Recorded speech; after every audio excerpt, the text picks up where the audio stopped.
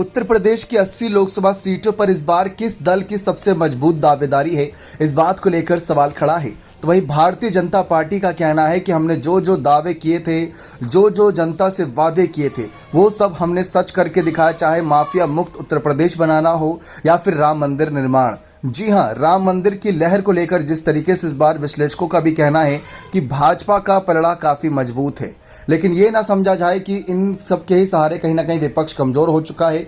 एक वक्त, एक दौर हम आपको याद दिलाने वाले हैं जब राम मंदिर आंदोलन या फिर कहीं यूं कहें कि मंदिर आंदोलन का दौर था और उस वक्त भी भाजपा को रोका गया था। जी हां, मंदिर आंदोलन का दौर था। भाजपा जय श्री राम के नारे लगाकर आगे बढ़ रही थी।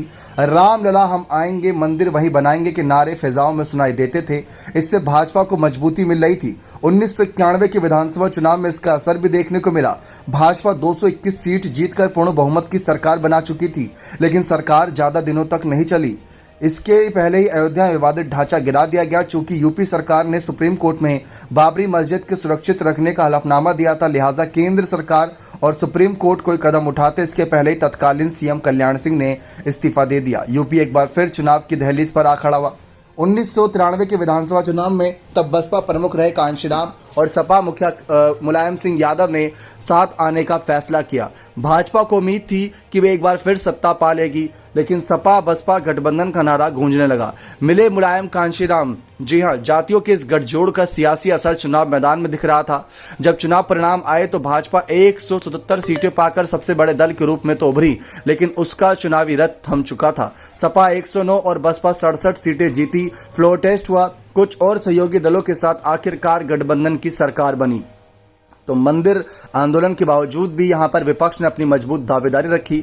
हालांकि जानकार मानते हैं कि ये नारा इस चुनाव के वक्त नहीं गढ़ा गया था। दरअसल 1991 के लोकसभा चुनाव में इटावा में जबरदस्त हिंसा हुई थी, जिसके बाद दोबारा चुनाव करवाने पड़े थे। कांशीराम इटावा चुनावी मैदान में थे। मुलायम ने वक्त भापते मौन रूप से कांशीराम का समर्थन किया था। कहते हैं कि बसपा के पूर्व नेता खादिम अब्बास ने तब ये नारा गढ़ा था। 1992 में मैनपुरी के मंच पर यह पहली बार लगाया गया था और 1993 के विधानसभा चुनाव में इस नारे ने जोर पकड़ा। 2019 के लोकसभा चुनाव में जब बसपा और सपा का गठबंधन एक बार फिर हुआ, तब इस नारे की यादें बहुत को याद आई थी, लेकिन तब ये कहीं ना कहीं जो गठबंधन था उतना कामयाब नहीं हो पाया। लेकिन एक बार फिर से राम मंदिर लहर जो लोगों के सर चढ़ी हुई है, खुमार देखने को मिल रहा है, हर तरफ राम जी के नारे की गूंज सुनने को सुनाई देती है।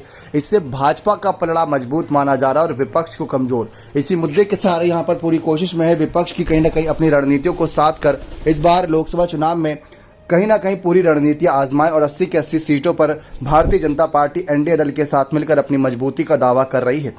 तो ये एक बड़ा मुद्दा है जिसको लेकर भारतीय जनता पार्टी आगे बढ़ रही है।